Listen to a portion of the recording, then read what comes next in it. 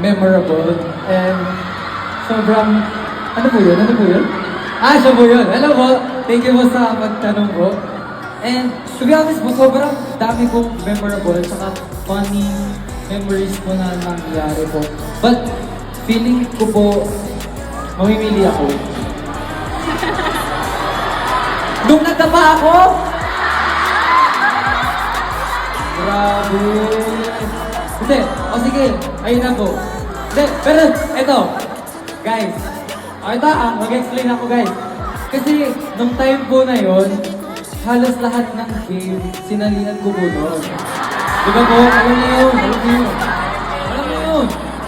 Tapos po, sinasabi ko na sa kanila yun, kumain na po kami lahat, nag-energy drink na po ako lahat.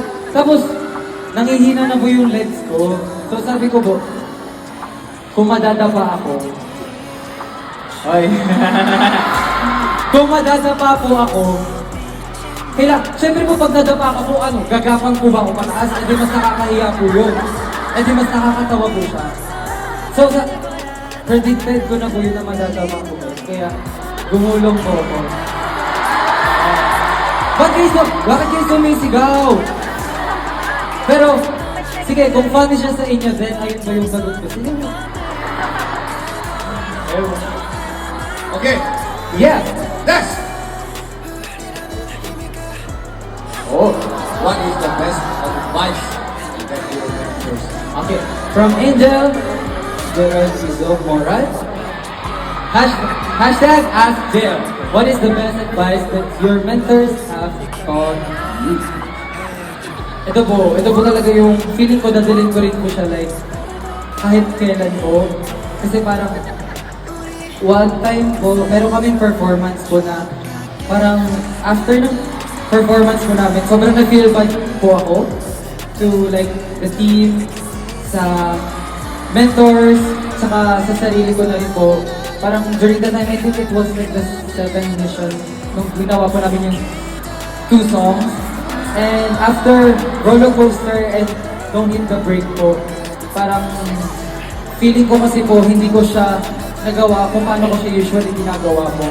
And nagsasorry po ako sa kanila noon, pero ito po yung tumatak po sa akin na no matter what happened po, dapat hindi po i-regret kung ano yung nangyari na po sa stage.